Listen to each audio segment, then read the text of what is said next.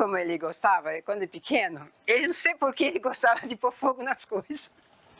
Ele se escondia debaixo ele vai ficar escondia debaixo do sofá e colocava fogo no sofá. Quando veio, ele falava, pegando fogo. Daí toca, correr atrás do Aloysio. Ele era pequeno, quem disse que achava, né? Aí um dia, depois passando muito tempo, daí a minha mãe que estava lá em cima, a gente morava lá na Vila Indiana. A minha mãe morava na Vila Indiana e ia Sobrado. Aí minha mãe estava lá em cima e todo fim de semana eu ia para lá, levava todas as crianças e ia para lá. Aí minha mãe lá em cima falou assim, Aloysio, desce lá embaixo, pede para sua mãe uma caixa de fósforo para mim acender, não sei o que a mãe queria acender, usar lá em cima, para mim usar aqui em cima. Depois ele desceu lá embaixo para pedir a caixa de fósforo. Aí chegou, mãe, a avó está pedindo uma caixa de fósforo. Aí eu falei assim, para que você quer caixa de fósforo? Você põe fogo em tudo, não vai levar nada. Aí ele voltou para minha mãe. Voltou para minha mãe e falou assim, vó, minha mãe não quis dar a caixa de fósforo. É mesmo, você é muito levado, você põe fogo em tudo mesmo. Para a nossa convivência de mãe e filha, eu acho que as aulas e o tocar nos ajudou muito nessa convivência.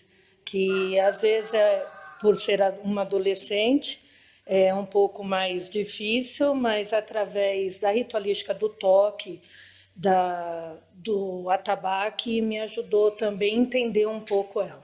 Tive muita dificuldade, porque eu era casada na época e o pai da minha filha não aceitava, né? Ele, tipo, como assim você vai sair de manhã, deixar tudo para ir fazer aula?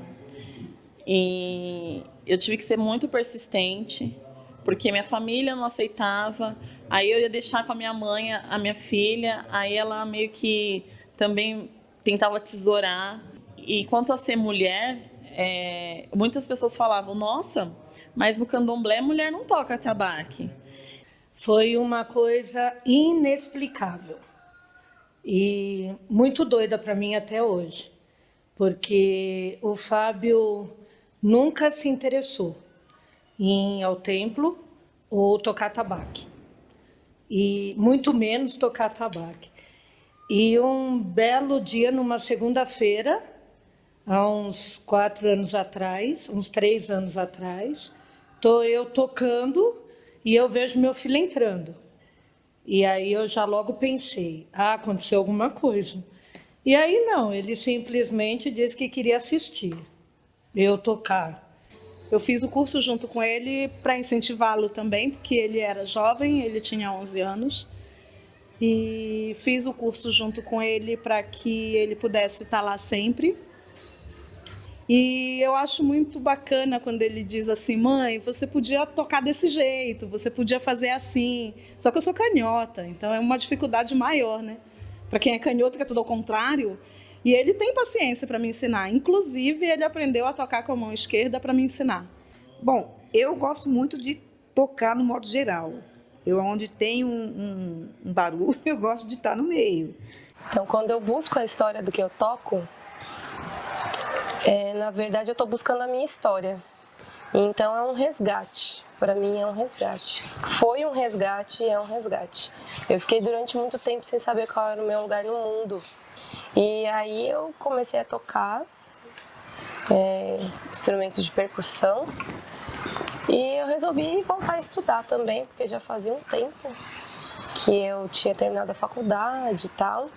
Eu falei, já que eu vou estudar, então eu vou estudar sobre os meus, vou estudar sobre a minha ancestralidade. E aí eu fui buscar, estudar africanidades. Preciso dar protagonismo para aquelas mulheres que não são vistas. E são mulheres que são importantes. Tem mulheres que são quase centenárias, que elas precisam aparecer, as pessoas precisam saber que elas existem. Eu fui moradora de escola pública, né? Durante muitos anos, porque minha mãe era servente de escola e zeladora. Então a gente conviveu nesse ambiente durante muitos anos. E muito, embora pudesse haver alguma dificuldade, né, pelo fato de eu ser a filha da servente, a filha da zeladora,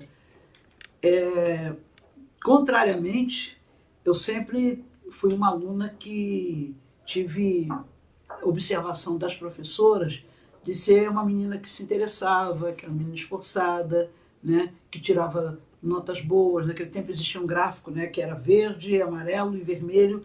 Eu estava sempre no gráfico verde ou amarelo, nunca fui para a parte vermelha do gráfico. Então, isso sempre chamou a atenção.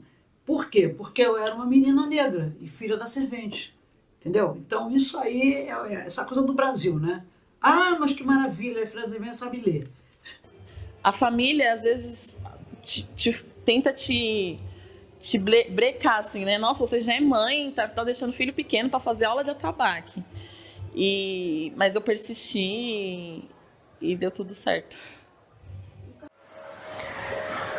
Olha, eu acho uma pena que quando a gente pensa em família, a gente só pensa na mãe, né? Mas essa mãe é a base, porque esses pais foram embora, porque eles não foram ensinados, né, que eles são corresponsáveis, que eles têm também eles têm que fazer a sua parte nesse cuidado, nesse educar e nesse construir esse ser humano, né? Então a gente tem um cenário aí de homens que se abstêm da sua responsabilidade e que fica essa mulher sobrecarregada. Então, como é que a gente também se corresponsabiliza por essas crianças, por esses adolescentes, né? E não fica perguntando, essa criança tá aqui na rua, cadê a mãe? Ninguém pergunta cadê o pai, ninguém pergunta cadê a escola, ninguém pergunta cadê a família inteira, ninguém pergunta cadê o Estado, ninguém se pergunta sobre isso e todo mundo é responsável, né? Se a gente pensa numa cosmogonia africana, duas pessoas são muito poucos para educar um ser humano, sendo que o mundo ele é vasto e um horizonte imenso, então é muito cruel. E quando a gente pensa ainda, né, nas periferias, nas famílias negras, a gente só tem a figura da mãe, então é mais pesado ainda. Então a gente vê as crianças se educando sozinhas, as crianças se educando a partir da rua, a partir da lei da sobrevivência, a partir da lei do mais forte, e aí a gente não tem uma construção de subjetividade, a gente não tem uma construção de inteligência emocional, de relacionamento interpessoal, e a gente vai cada vez mais alimentando esse ciclo de desassistência, esse ciclo de não pertencimento, esse ciclo de adoecimento, né, coletivo. Então, quando a gente fala de família em África ou de família africana em diáspora, a gente fala de famílias que são matriarcais, né? São famílias que são circulares. Por mais que essas pessoas tenham saído de África ou tenham sido dominadas, colonizadas ou neocolonizadas lá no continente, a gente tem resistências.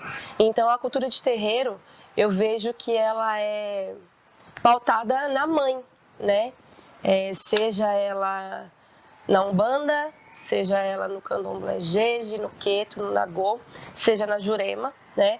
A gente tem tudo ali pautado na mãe, no matriarcado. E mesmo fora da cultura de terreiro, a gente vê que a maior parte das mulheres que criaram e criam seus filhos no Brasil sozinhas, né?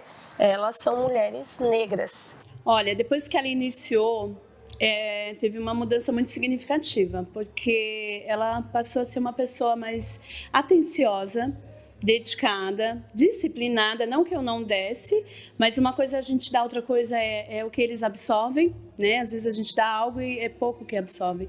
E assim, através das aulas, ela teve mais disciplina em algumas coisas, em horários, em saber dividir as coisas. E aquela retração, aquele problema do contato, das brincadeiras entre os meninos do toque, só fez bem a ele. Isso fez um bem danado, assim. Se ele continuasse com essa timidez dele, eu acho que ele teria grandes problemas na vida. Porque ele não ia se permitir viver muitas coisas. E hoje ele se permite mais porque o toque trouxe isso a ele. Lá na casa da minha sogra tem umas pedras, né? Muito grande. O que ele fazia? Ele, Gustavo, até o Vitor também. Chegavam lá e começavam a tocar, né? Em cima das pedras. Muitas vezes. Fazia isso direto. Aí sangrava a mão, tudo. Ele falava, não, eu vou conseguir. Cada toque errado, cada coisa errada, ele ia lá. Então, ele é muito perfeccionista e é muito sério em tudo que ele faz. A Maria iniciou nas aulas de atabaque um pouco por curiosidade, devido aos meninos já tocarem, um pouco para enfrentar eles, porque eles ficavam provocando ela, que eles tocavam e ela não. Então ela foi lá para mostrar que ela também podia tocar, que ela também conseguia. Um pouco teimoso, né? Teimoso ele é. Muito teimosinho, mas tudo que não se resolva. O toque que me trouxe mais dificuldade foi o Congo de Ouro, porque eu não conseguia nas aulas e eu ficava a semana inteira, todos os toques eu ficava tentando fazer na geladeira, na mesa de casa, em todos os lugares. E o Congo de Ouro eu não conseguia, e nas aulas eu conseguia ir bem nos outros, mas no Congo de Ouro travava, eu não conseguia. E eu até chorava de desespero por não conseguir. Eu acho que as mudanças acompanharam bem essa parte da entrada dele na adolescência. Ajudou muito com relação aos desafios da adolescência, principalmente no que a gente fala com relação às drogas, tudo isso. Tem muita coisa errada, tem muita gente que a gente tem medo, que se envolve em amizades. E eu sempre conversei muito com ele. Eu falo para ele, você seja você mesmo. Não tente ser para as pessoas o que você não é, porque isso vai acabar te prejudicando. Não seja você mesmo. Não minta para mim, porque eu sou sua mãe, mas eu sou sua amiga também. Só lembro uma vez que eu fui no Guaraci, ele estava tocando, só isso. Só uma vez. E depois eu lembro quando era na gira dele mesmo. Porque eu ia na gira, mas não era ele que atendia, era outra pessoa. No Guaraci, e ele estava tocando. Mas com o Mogan mesmo, assim, ele aprendendo essas coisas, eu não lembro, não. Aí depois, quando menos espera, daí um dia, participando da gira, ele tocando. Então eu fiquei emocionada na hora de ver, né? Falei, nossa, que danadinho, nem falou nada, e ele tocando aí, olha que bonitinho. E quando eu toco com ele, é indescritível. E eu não quero chorar, eu não vou chorar. Pode chorar. Não, mas não quero chorar, porque... Na verdade, eu lembro da primeira vez que eu toquei com ele. Ele, orgulhosíssimo de me ver tocando, porque ele conhece as minhas dificuldades no toque, que eu tenho as minhas dificuldades no toque, eu não nasci Ogã. E ele conhece isso, mas ele ficou muito orgulhoso. E quando ele ouviu a Diana falar que ela também estava muito feliz com o meu desenvolvimento no toque, ele ficou assim, ele deu um sorriso tão sincero que veio do coração, de orgulho, que aquilo, sabe, supera qualquer coisa. Quando ele começou no atabaque, ele começou a ver as coisas, acho que de uma forma mais ampla, mais segura. Eu deixei a minha vida profissional de lado para poder cuidar mais deles. Quando eu me separei do pai dele, ele foi peça fundamental para o meu reequilíbrio. E o toque ele é muito interessante porque ele convida o jovem a se conectar com vibração, né? Hoje o que tem de mais novo dentro da medicina de cura é a medicina vibracional. Então, quando a gente pensa no ser humano, desde quando ele está na barriguinha da mãe, o primeiro sentido que a criança ela experimenta enquanto ser é a audição e a visão. Então, com mais ou menos 5 meses é quando a mãe começa a falar com o bebê ele já começa a se conectar com esse lugar da audição. Então, ao longo da vida, essa conexão ela vai se afinando. Então, fico eu pensando, um jovem na periferia, onde poucas possibilidades tem de se conectar com atividades, com o lúdico. Então, ter um espaço para poder acolher esse jovem de modo que ele possa se conectar com aquilo que é lá essencial, lá da vidinha dele, lá enquanto bebê. Existe o mundo, né? Existe o mundo continente, existe o mundo país, o mundo cidade, o mundo nosso bairro, o mundo aqui, a fábrica de cultura e cada mundo. Então eu vou ficar muito feliz se eu puder transformar, né, e me transformar também a partir dessas relações de mundos. Então, cada coisa que acontece, mínima que seja, eu acho que tem que ser comemorada. Porque se a gente ficou pensando num patamar, num horizonte muito longínquo de transformação, de equidade, a gente vai adoecendo porque a gente vai olhando para o lado e falando, tá tudo errado. Acho que é de suma importância que o jovem hoje ele tenha a ciência de que a África não é sinônimo de miséria, de que a África não é sinônimo de tribo selvagem, né, de que a África é ancestralidade e ancestralidade do brasileiro. Então é diáspora. A gente costuma falar que somos africanos em diáspora ou descendentes de africanos em diáspora. É importante se saber que num funk, por exemplo, uma festa de funk, se utiliza a base que é oriunda do continente africano, né? E é preciso saber que o samba é oriundo de África. É preciso saber que o nosso fenótipo e nosso genótipo também são.